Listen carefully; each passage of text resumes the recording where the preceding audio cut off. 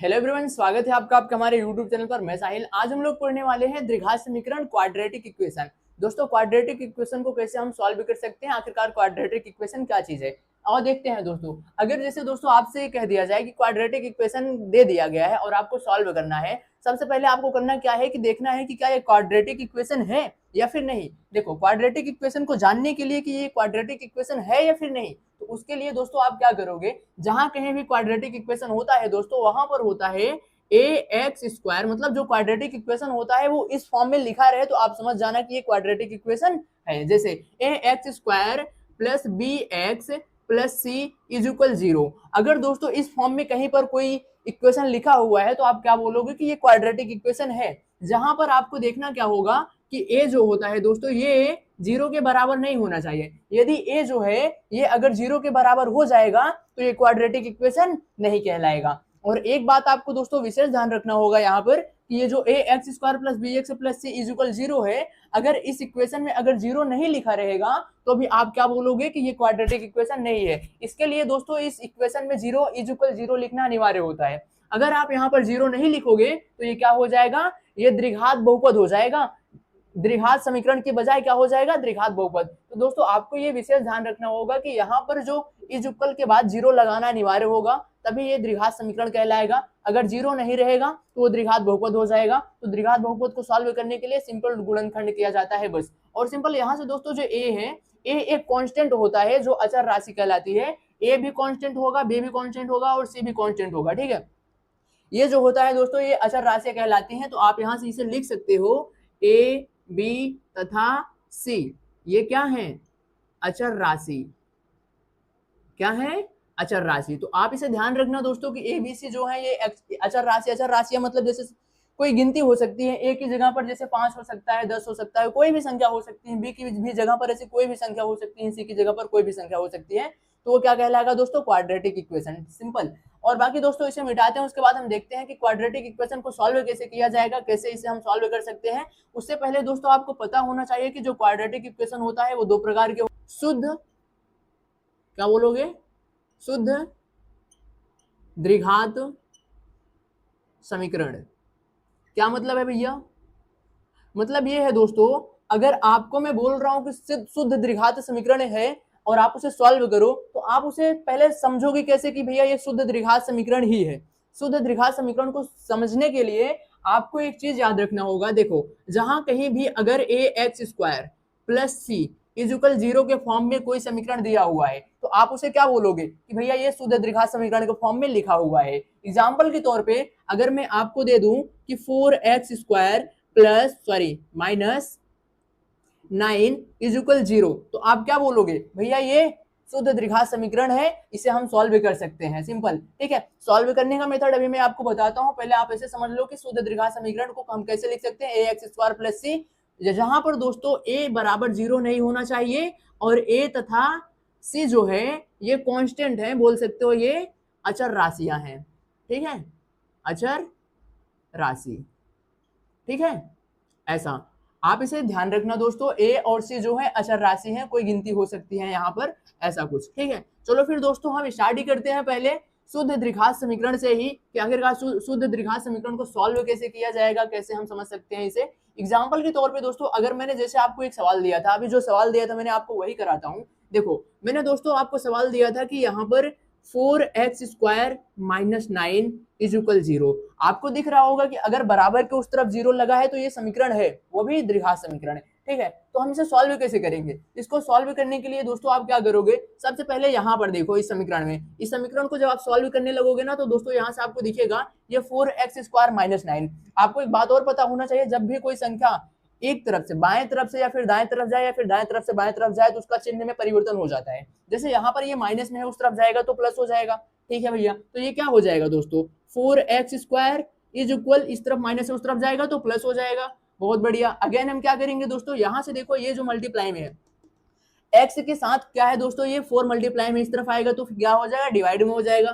तो x square is equal क्या हो जाएगा, 9/4। अगेन हमें दोस्तों यहाँ से x का मान ज्ञात करना है। x का मान ज्ञात करने के लिए आपको यहाँ से x स्क्वायर को क्या करना होगा, उस तरफ लेकर जाना होगा। तो ये क्या हो जाएगा, इसका अंडर रूट हो जाएगा। ठीक है, तो क्या हो जाएगा, x इज इक्वल, जब यहाँ से अंडर रूट होगा तो दोस्तों इसके साथ प्लस माइनस आएगा, मतलब ये संख्या क्या हो जाएगी, प्लस माइनस अंडर रूट के अंदर 9/4। अब आपको दिख रहा होगा कि दोस्तों जो 9 और 4 है, 9 जो होता है दोस्तों ये 3 का वर्गमूल, हाँ ठीक है 3 का वर्गमूल होता है, और जो 4 है ये 2 का वर्गमूल होता है। तो हम इसे क्या लिख सकते हैं दोस्तों, x is equal plus minus 3/2। ठीक है, ये हो जाएगा हमारा x का मान। मतलब ऐसे अगर आपको सवाल दिया हो तो आप इसे सॉल्व कर सकते हो सिंपल तरीके से। दोस्तों मेरे पास एक किताब है, इस किताब में कुछ सवाल दिए हुए हैं, इससे हम सॉल्व करने की कोशिश करते हैं कि आखिरकार वो सवाल कौन कौन से। देखो जैसा कि ठीक इसी प्रकार दोस्तों मैं इसे दूसरा नंबर सवाल देता हूँ, नाम देता हूँ, दिया हुआ है 3t² माइनस 88 इज इक्वल 0, और आपसे बोल रहा है कि आप इसे सॉल्व करके दिखाओ। तो सिंपल ठीक इसी प्रकार दोस्तों ये सवाल भी सॉल्व होगा। हम कैसे कर सकते हैं, क्या देखो 3t² माइनस 4 मतलब 48 इज इक्वल 0, तो आप क्या करोगे, सिंपल इसे उस तरफ ले जाओगे तो माइनस में उस तरफ जाने के बाद क्या हो जाएगा, प्लस हो जाएगा। तो ये क्या हो जाएगा 3t² इज इक्वल, ये हो जाएगा इधर जाने के बाद दोस्तों प्लस में, तो ये हो जाएगा 48। अगेन हम क्या करेंगे दोस्तों, यहाँ से हमें टी का मान ज्ञात करना है, टी का मान ज्ञात करने के लिए इसे क्या जाएगा, ये डिवाइड में चला जाएगा। ठीक है, तो ये क्या हो जाएगा t² इज इक्वल 48/3। ठीक है भैया, अब यहाँ से अगर आप इसका वर्गमूल लोगे तो कैसे होगा, वर्गमूल अभी मत लो, तुम क्या देखो यहाँ से देखो, ये चीज जो है कैंसिल हो रही है कितनी बार में, देखो ये 1 और ये हो जाएगा 6, कितनी बार में, 16 बार में, 16 त्रिका होता है दोस्तों 48। तो यहाँ से क्या हो जाएगा t² इज इक्वल हो जाएगा दोस्तों 16, और अगर हम इसका वर्गमूल लेंगे दोस्तों तो क्या हो जाएगा, t का मान जो आएगा दोस्तों ये हो जाएगा प्लस माइनस अंडर रूट 16। अब अंडर रूट 16 जो होता है दोस्तों ये 4 का वर्गमूल होता है, तो हम अगेन क्या करेंगे, ये यहाँ पे लिख देंगे प्लस माइनस 4, ये हो जाएगा दोस्तों इसका आंसर। टी का मान क्या आया, प्लस माइनस 4। दोस्तों इसे मिटा ही लेते हैं, उसके बाद थोड़े अच्छे सवाल शुद्ध द्विघात समीकरण के कुछ अच्छे सवाल करते हैं। तो इसमें एक सवाल दे रखा है, दिया है कि नंबरिंग कर दे रहे हैं, वो नंबर था सेकंड, ये था थर्ड, दिया है x² plus 7x² is equal 625।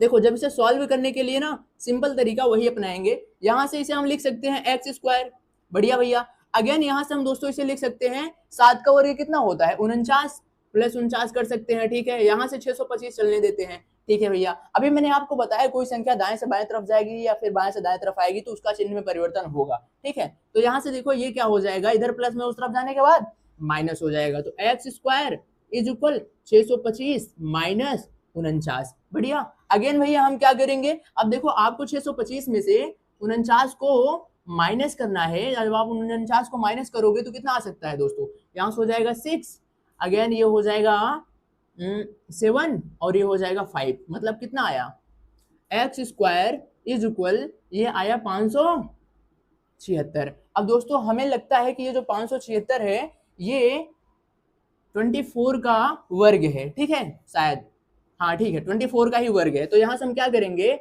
x is equal plus minus under root 576, ऐसा कुछ कर सकते हैं, कर सकते हैं भैया। अब आपको क्या करना है, अगर ये 24 का वर्ग है 576, तो इसका वर्गमूल जब लोगे दोस्तों तो कितना आएगा, 24 आएगा। x is equal plus minus कितना आएगा 24 अगेन। ठीक है दोस्तों, ये था सवाल नंबर थर्ड। दोस्तों और भी अच्छे सवाल हैं दोस्तों, इन अच्छे सवालों को हम करते हैं, आखिरकार उसे कैसे सॉल्व किया जाएगा। देखो एक सवाल और दिया है दोस्तों यहाँ से, x-1, ठीक है क्या दिया है x-1, और दे रखा है x-2 इज इक्वल, दिया है 4x² और माइनस 3x प्लस 25। ठीक है, और आपसे वो सॉरी यहाँ पर माइनस है, माइनस। ठीक है, तो यहाँ पर x का मान याद करने को बोल रहा है तो दोस्तों इसमें से x का मान ज्ञात करने के लिए आप क्या करोगे, सिंपल दोस्तों आपको मल्टीप्लाई करना आना चाहिए, ब्रैकेट का ब्रैकेट में मल्टीप्लाई करना आपको आना चाहिए। हम क्या करेंगे, पहले ब्रैकेट का ब्रैकेट में मल्टीप्लाई करेंगे, ये तो मल्टीप्लाई पहले से हुआ है। अगेन देखो इसका पहले उठाएंगे, पहले वाले में गुणा करेंगे, तो ये हो जाएगा दोस्तों x², इसको फिर उठाएंगे दूसरे वाले में गुणा करेंगे, तो क्या हो जाएगा -2x, फिर इस दूसरे को उठाएंगे पहले में मल्टीप्लाई करेंगे, तो क्या हो जाएगा -x, फिर दूसरे को उठाएंगे किसमें करेंगे, दूसरे वाले मल्टीप्लाई करेंगे, तो क्या हो जाएगा माइनस माइनस प्लस 2 प्लस 2। तो इतना आपको समझ में आया होगा कि भैया आपने ये जिग-जैग क्या कर दिया। ठीक है, समझाने के लिए किया हूं मैं। अगेन क्या करेंगे दोस्तों, यहाँ से 4x² जैसे चल रहा है -3x माइनस 25, इसको ऐसे चलने देते हैं। ठीक है, ठीक है भैया। अब हम क्या करेंगे, देखो यहाँ से हम कर सकते हैं इसे, जो एक्स स्क्वायर है और यहाँ पर 4x² है, हम एक्स स्क्वायर और हाँ ठीक है एक्स स्क्वायर को एक तरफ कर लेते हैं और एक्स एक्स को पहले देखो यहाँ से हम इसको कैलकुलेट करते हैं, पहले करते हैं एक्स स्क्वायर, इसको कैलकुलेट करेंगे -3x, ये हो जाएगा +2 इज इक्वल 4x² -3x -25। बढ़िया बढ़िया भैया। अगेन फिर हम क्या करेंगे, यहाँ से देखो आप कैंसिल कर सकते हो, देखो ये चीज कैंसिल हो रही है, ठीक है, -3x इस तरफ से उस तरफ जाएगा तो ये हो जाएगा प्लस, अगर प्लस हो जाएगा तो फिर यहाँ से जब कैंसिल हो जाएगा दोस्तों ये। बढ़िया। फिर हम क्या करेंगे, अब देखो इसे बचा यहाँ से क्या, x², ठीक है, +2 इज इक्वल 4x² -25। बढ़िया बढ़िया। अगेन कुछ गड़बड़ हो रहा है क्या, नहीं कुछ नहीं गड़बड़ हो रहा है। देखो हम क्या करेंगे, फिर यहाँ से देखो इस चीज को जो है इस तरफ लाएंगे तो इस तरफ प्लस में है, 4x², इस तरफ आएगा तो -x² -4x², ठीक है, इज इक्वल इधर ये प्लस में उस तरफ जाएगा -25 -2। बढ़िया भैया। अगेन देखो यहाँ से हम कर सकते हैं, ये तो प्लस में है, +x² -4x², इसको जब आपस में ऐड करेंगे तो ये क्या बन जाएगा, ये बन जाएगा -3x² इज इक्वल, इसको आपस में ऐड करेंगे तो हो जाएगा -27। अब आपको दिख रहा होगा कि यहाँ से माइनस से माइनस कैंसिल हो रहा है ना, कैंसिल, माइनस से माइनस कैंसिल, तो यहाँ से हो जाएगा 3x² इज इक्वल 27। अब यहाँ से x² इज इक्वल 27/3। बढ़िया बढ़िया भैया। यहाँ से देखो ये कैंसिल हो जा रहा है 9 बार में, तो यहाँ से x² इज इक्वल आएगा 9। अगर यहाँ से आपको दिख नहीं रहा होगा तो हम इसको आगे ही कर देते हैं, देखो ये चल रहा है इसे बराबर में, ठीक है, क्या आया, x² इज इक्वल आ गया 9, तो हम यहाँ से जब इसको और आगे लेकर जाएंगे तो x बराबर आएगा ±√9, तो यहाँ से x बराबर आएगा +-3। कितना आएगा, +-3। x का मान कितना आया दोस्तों, +-3। तो आपको दिख रहा होगा सॉरी दिख रहा होगा कि ये जो सवाल है ऐसे भी इसके सवाल बनते हैं, शुद्ध द्विघात समीकरण के इतने भी बड़े सवाल हो सकते हैं। आप देखते रहिए, मैं आपको सवाल कराता हूं। देखो जैसा कि यहाँ पे एक सवाल दे रखा है, ये दिया है बटे में, कैसे, 1/x+1, again 1 + x is equal दे रखा है 2 के बराबर दिया है, कितने के, 2 के बराबर, और आपसे बोल रहे हैं कि आपको इसमें x का मान ज्ञात करना है, x का मान आपको निकालना है। x का मान ज्ञात करने के लिए आपको दोस्तों एलसीएम लेना आना चाहिए। यहाँ से अगर आप एलसीएम ले सकते हो ना तो देखो क्या हो जाएगा, जब आप इसका एलसीएम लोगे तो क्या हो जाएगा, ये इसका इस तरफ मल्टीप्लाई हो जाएगा, इसका इस तरफ मल्टीप्लाई हो जाएगा, एलसीएम होगा दोस्तों x+1, इन दोनों का एलसीएम कितना होगा, x+1। बढ़िया भैया। इसका इसमें मल्टीप्लाई होगा 1 में तो ये हो जाएगा x, बीच में प्लस का चिन्ह है तो प्लस लगेगा, इसका इसमें मल्टीप्लाई हो जाएगा तो क्या हो जाएगा, x+1 इज इक्वल 2, ऐसा कुछ। बढ़िया भैया। अगेन हम क्या करेंगे, इस तरफ ये डिवाइड में उस तरफ जाकर के मल्टीप्लाई में हो जाएगा, कर देते हैं और इसको कैलकुलेट कर लेते हैं। कैलकुलेट करने के बाद ये क्या आएगा, 2x+1, और ये क्या हो जाएगा, उस तरफ जाएगा, इसको बटे में नहीं रखते हैं, क्या हो जाएगा, ये 2x+1, ये उस तरफ जाएगा तो दोस्तों ये हो जाएगा, इसमें मल्टीप्लाई ही कर देते हैं इसको, ये हो जाएगा 2x² और ये हो जाएगा +2x। कैसे कर दिए भैया, पहले इसको उस तरफ ले गया, इसमें मल्टीप्लाई किया, मल्टीप्लाई करोगे ना, पहले एक काम करो, आपको समझ में नहीं आएगा कि मैंने डायरेक्टली कर दिया, देखो आप ऐसे कर लो 2, फिर क्या करोगे, इसका इसमें मल्टीप्लाई कर दो x² + x, अब इसका इसमें मल्टीप्लाई करो 2x+1, ये हो जाएगा 2x² + 2x, यही तो मैं लिखा था ना। अगेन क्या करेंगे, यहां से देखो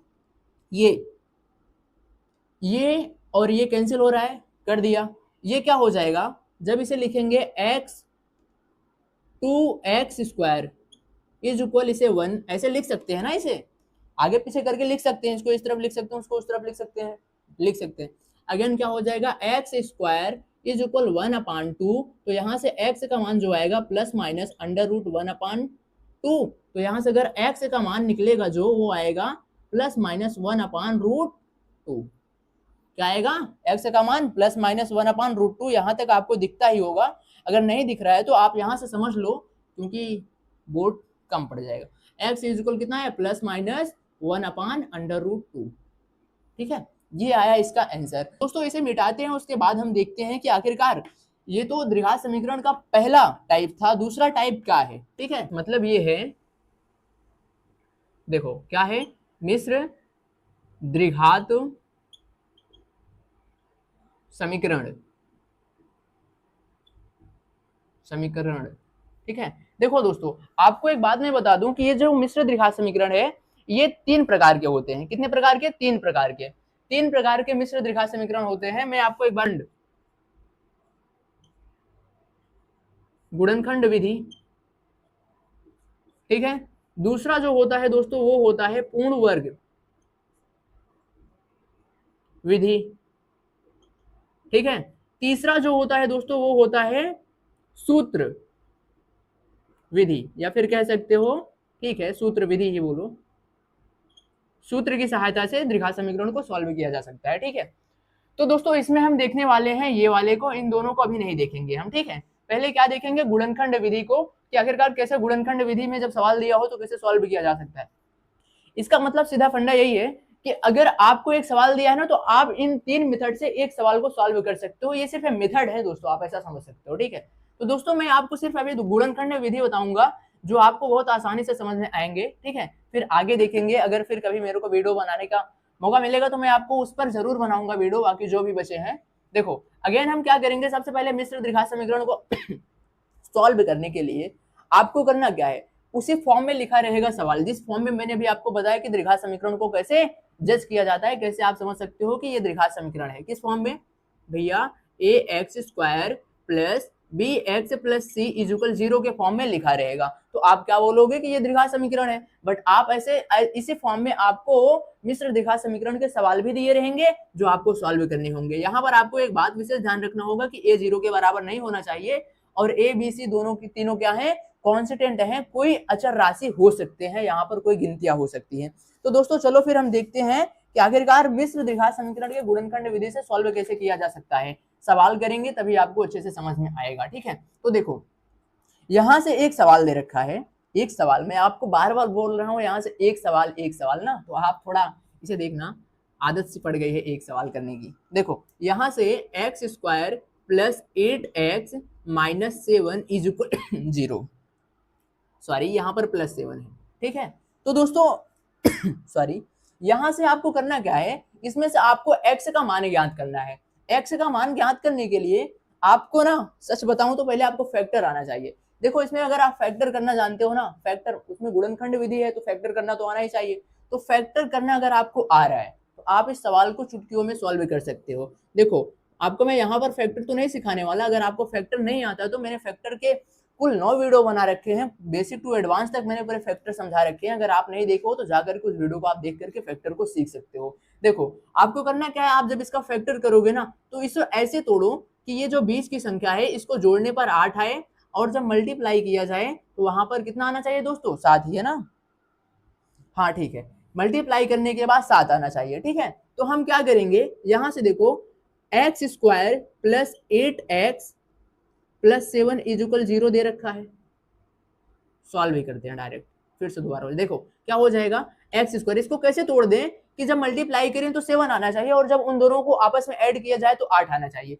भैया आप एक काम करो, इसे 7x कर दो प्लस x कर दो, ठीक है, प्लस 7 कर दो इज इक्वल 0 कर दो। कैसे? देखो क्या हो जाएगा, अगर आप 7 में 1 का मल्टीप्लाई करोगे तो 7 आएगा, अगर आप 7 में 1 जोड़ोगे तो 8 आएगा। हमारा ये चीज लागू हो गया, तो यहाँ से हम ये सही हो गया, ठीक है। अब हम क्या करेंगे, यहाँ से देखो दोनों दो का आपको जोड़ा बनाना होगा। अगर आप जोड़ा बनाओगे तो यहाँ से कुछ कॉमन संख्याएं होंगी, जो संख्या कॉमन होगी हम उसे कॉमन कर लेंगे। देखो यहाँ से x कॉमन हो रहा है तो x को मैंने कॉमन कर लिया, तो बचा क्या, x प्लस 7, और यहाँ से जहां पर कुछ कॉमन ना हो ना वहां पर +1 या फिर -1 कॉमन किया जाता है, वो चिन्ह के हिसाब से आपको देखना पड़ता है। यहाँ पर पहले प्लस था तो मैंने पहले प्लस कॉमन 1 ले लिया, ठीक है। यहाँ से बचे क्या, क्या plus x plus 7 is equal 0। अब देखो यहाँ से क्या हो जाएगा, x प्लस 7 दो बार है तो एक बार ये फिर से कॉमन हो जाएगा, क्या बनेगा x प्लस 7, और इधर क्या बनेगा x प्लस 1 इज इक्वल 0। आपको 0 लगाते चलना है, अगर आप 0 नहीं लगा रहे हो तो सवाल गलत हो जाएगा,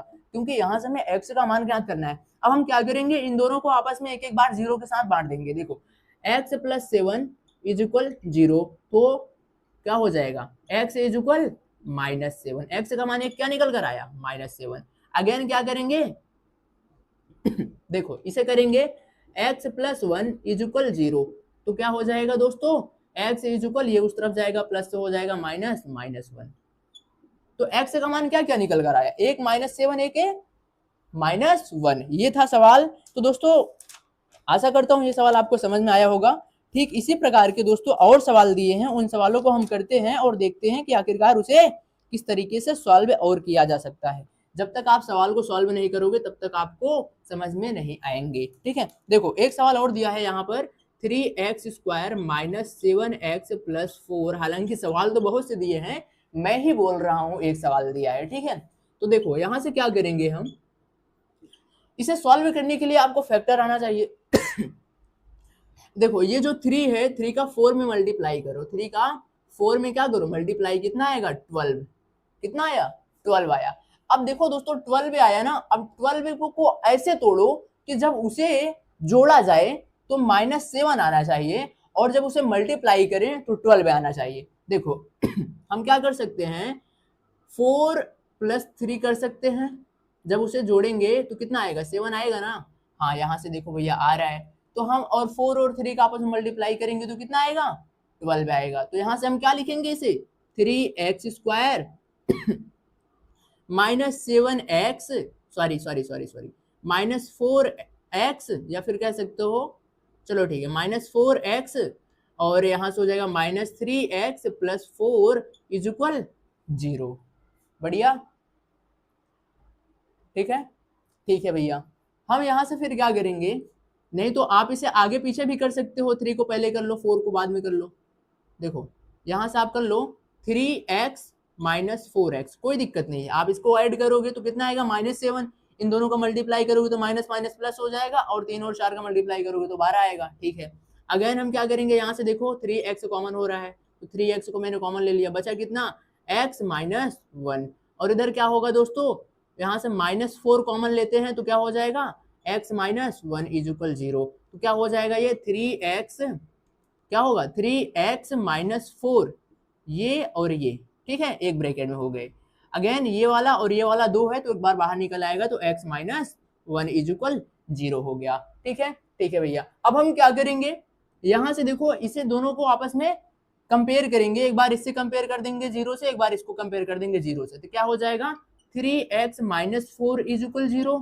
ठीक है, या फिर आप बोल सकते हो x इज इक्वल, ये उस तरफ जाएगा, ये उस तरफ चला जाए, चलो एक बार और ही कर देते हैं, ये क्या हो जाएगा, एक बार और जब इसे लिखेंगे तो या आप लिख दो, या 3x is equal 4, x is equal 4/3। क्या बात करते हो भैया, हाँ कितना आया, x इज इक्वल 4/3। मैंने सिर्फ एक समीकरण से, एक इक्वेशन से अभी क्या किया है, कंपेयर किया है। अगेन क्या करेंगे दोस्तों, यहां से क्या हो जाएगा, x माइनस 1 इज इक्वल 0, तो x इज इक्वल +1। ये हो गया इसका आंसर। क्या समझे कि यहाँ से x का मान पहला क्या आया 4/3 और x का मान 1। ये था दोस्तों सवाल। ठीक है, चलो इसे मिटाते हैं, उसके बाद करते हैं थोड़े और अच्छे सवालों को। तो दोस्तों इसके सवाल तो डायरेक्टली बनाए नहीं जाते, जब तक आप किताबों में देखोगे नहीं, सवालों को नहीं पाओगे, तब तक तो कैसे सॉल्व करोगे, खुद से बनाओगे तो सवाल गलत हो जाएगा। उसके लिए दोस्तों मुझे एक किताब को रखना पड़ रहा है, तो आप ये मत सोचना कि भैया देख देख करके लिख रहे हैं, तो सवाल देख रहा हूँ, ठीक है, कि सवाल कहाँ से मिल रहे हैं। देखो अगेन दोस्तों यहाँ से और सवाल दिए हैं, मैं एक सवाल फिर से नहीं बोलूंगा, मैं सिर्फ बोलूंगा कि और सवाल दिए हैं। देखो x² minus 10/3x plus 1 is equal 0। अब आपको पता होना चाहिए कि आप कौन सा मेथड पढ़ रहे हो, गुणनखंड विधि। कौन सा विधि, गुणनखंड विधि, और कोई विधि नहीं पढ़ रहे हैं कि चलो भैया पूर्ण वर्ग बनाकर करते हैं, चलो भैया एक सूत्र लगा करके करते हैं। हाँ आप लोगों को पता होगा कि ये सूत्र की सहायता से भी सॉल्व हो सकता है, लेकिन ठीक है, लेकिन हम कौन सा विधि कर रहे हैं, गुणनखंड विधि, तो हम गुणनखंड विधि पर ही ज्यादा फोकस करेंगे। अगेन क्या करेंगे दोस्तों, देखो इसे सॉल्व करने के लिए हमें एलसीएम लेना आना चाहिए। एलसीएम अगर आपको आता है तो क्या करेंगे, इसके नीचे 1 होगा, इसके नीचे भी 1 होगा, तो यहाँ से क्या हो जाएगा, इसका मल्टीप्लाई हो जाएगा इसमें, इसका मल्टीप्लाई हो जाएगा इसमें, और 3 चला जाएगा 0 में मल्टीप्लाई होकर के फिर से 0 बन जाएगा। देखो हम क्या लिख सकते हैं इसे, 3x² minus 10x plus 3 is equal, या फिर अभी इज इक्वल 0/3 रखो 3। अब देखो ये 3 जो है इसमें जाकर के मल्टीप्लाई हो जाएगा, ये हो जाएगा 3x² minus 10x plus 3 is equal 0। उसमें 0 में जाकर के आपको एक बात और पता होना चाहिए कि 0 में किसी भी बड़ी से बड़ी संख्या से अगर आप मल्टीप्लाई करते हो तो वो संख्या 0 बन जाती है, ठीक है। देखो यहां से क्या हो जाएगा, ये हो जाएगा, जब इसका हम क्या करेंगे, फैक्टर करेंगे, 3 और 3 का आपस में मल्टीप्लाई करो, 3 इंटू 3 इज इक्वल 9।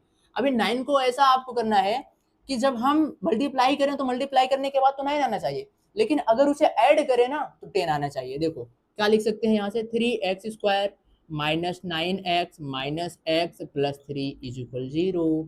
बढ़िया। देखो इसका इसमें आपस में मल्टीप्लाई करेंगे तो -9 माइनस 1 इज इक्वल 9। अगर -9 में -1 जोड़ते हैं तो कितना आएगा, 10 आएगा। कितना आएगा, -9 में -1 करोगे तो कितना आएगा, -10। और देखो हमें -10 ही चाहिए था। यहाँ से देखो जोड़ा बनाएंगे, इसका इसका कॉमन लेंगे, 3x बचा कितना, x माइनस 3 और यहाँ से -1 कॉमन लेंगे तो क्या बचेगा, x माइनस 3 इज इक्वल 0। अब देखो कंपेयर कर दो, अभी कंपेयर मत करो, एक काम करो, ये देखो और ये देखो, दो बार है तो एक बार बाहर कर लो।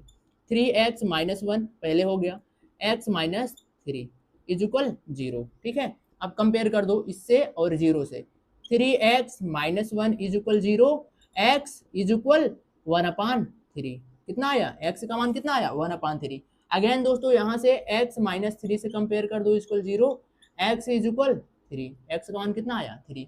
एक मान आया x इज इक्वल 1/3, एक मान आया x इज इक्वल 3। तो दोस्तों ये थे सवाल, और सवालों को हम आपको कराते हैं ताकि आपको अच्छे से समझ में आए, दोबारा जल्दी आपको पढ़ने की जरूरत ना हो, ठीक है।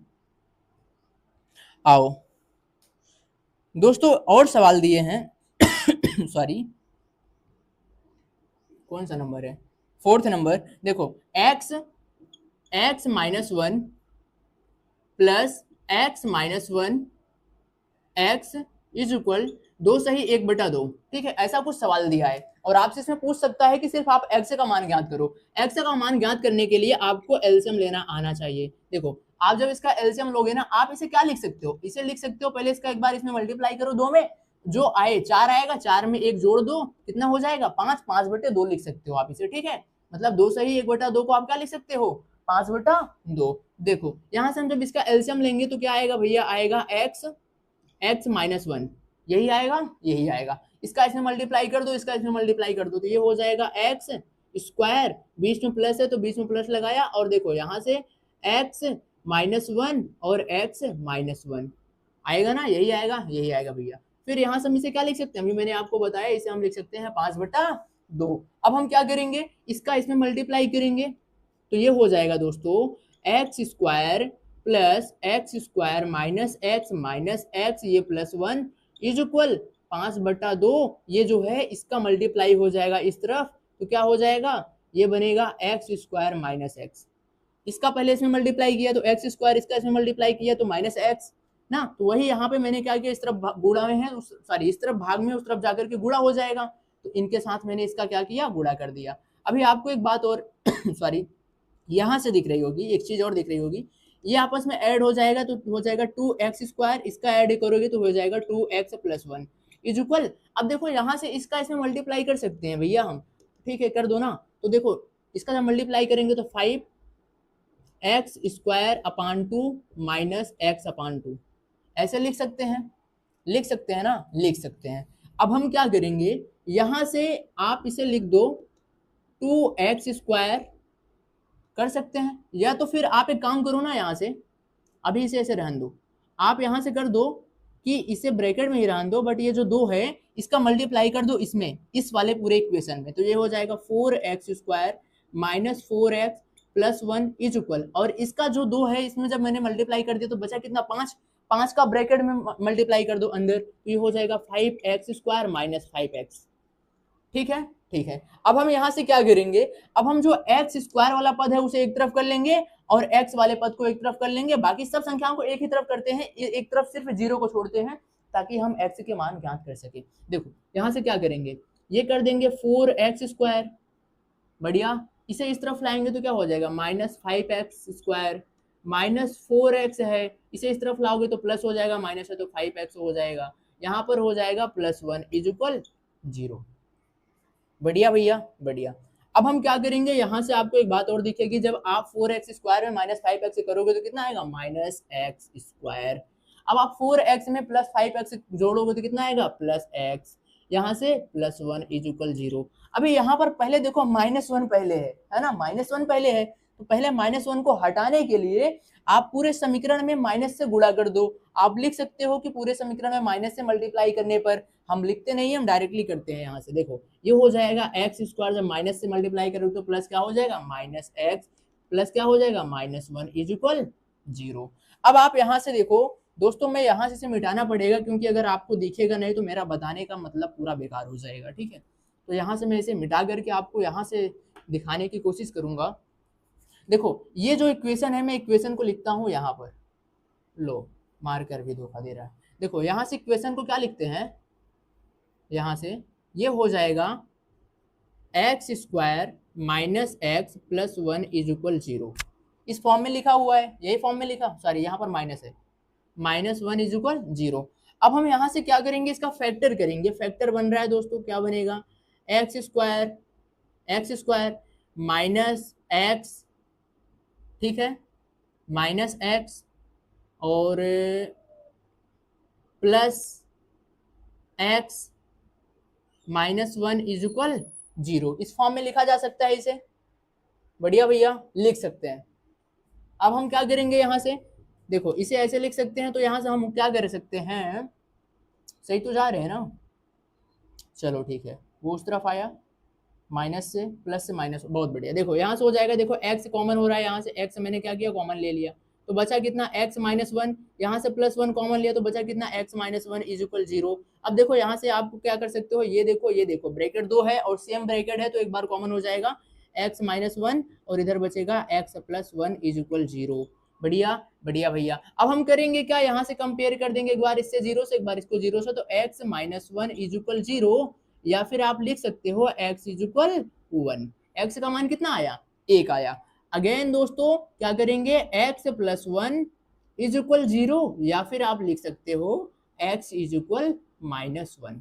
तो x का मान कितना आया, 1 आया, +1, 1 आया, -1 है ना। +1 रखते हैं तो इसके बराबर आएगा, -1 रखते हैं तो इसके बराबर आएगा, ठीक है। यही मतलब होता है ये इक्वेशन का, ठीक है। तो दोस्तों आशा करता हूं मैंने आपको जो भी द्विघात समीकरण पढ़ाए, जो भी बताए, अच्छे से आपको समझ में आया ही होगा, क्योंकि मैंने ऐसे बताया ही है कि आपको समझ में आए। तो सच में यदि आपको समझ में आए तो प्लीज वीडियो को लाइक और चैनल को सब्सक्राइब करना। तब तक के लिए मिलते हैं किसी ऐसे ही नए टॉपिक के साथ, ठीक में देखेंगे। तब तक के लिए दोस्तों मिलते हैं फिर अगले वीडियो में। जय हिंद।